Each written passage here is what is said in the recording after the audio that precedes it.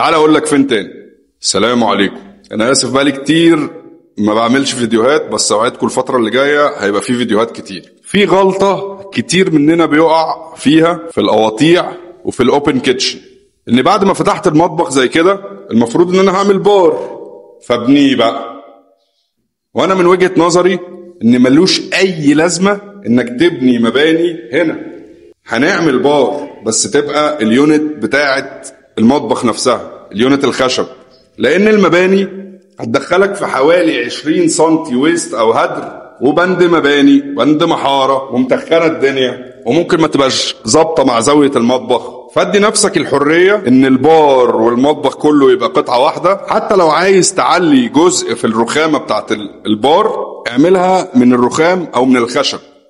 حد هيجي يسألني سؤال دلوقتي يقول لي طيب لو في كهرباء او سباكة او غسالة عايز احطها هنا، فهنا ممكن يا اما تخرجهم من جنب الحيطة وتدخلهم جوه اليونت الخشب، او لو مقاساتك مظبوطة قوي خرجهم من الارض عادي. تخرج سورس كهرباء، صرف، تغذية الحوض لغسالة، سهلة.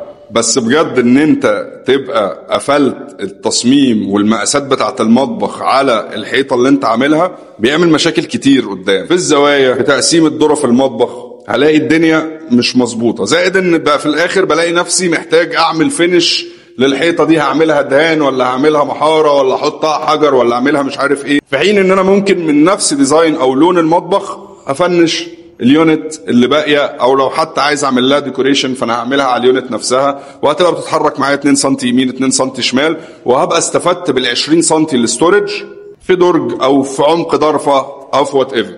ده بيحصل في المطبخ بس؟ لا، تعال اقول لك فين تاني. دي غرفه نوم ماستر، المفروض دي الغرفه وده الحمام وقصاده هنا الدريسنج. فالدريسنج المفروض ان انا ابني حيطه هنا واعمل دخلته من هنا ومحر الحيطه من جوه ومحر الحيطه من بره والخ الخ الخ. طيب هو انا الدولاب لما هيجي يركب هنا مش هيبقى ليه ضهر؟ هعرف استفيد بيه واعرف اعمل عليه ديكوريشن ان كان تجاليد او خلافه، او ارفف رفيعه، بدل ما بقى هدرت الدنيا ان انا عملت حيطه قطوع بس. فالقطوع مش لازم يبقى للسقف، مش لازم يبقى طوب، مش لازم يبقى مباني. وبرضه نفس القصه لو انا محتاج له كهرباء او خلافه، يا اما هخرجها من جنب الحيطه وبعدين هدخلها في الدولاب بتاعي، او لو مقاساتي مظبوطه هخرجها من نص الارض. يا رب تكون معلومه مفيده، ويا رب ما نشوفش البارات والقواطيع الطوب او الجبسون بورد تاني. السلام عليكم.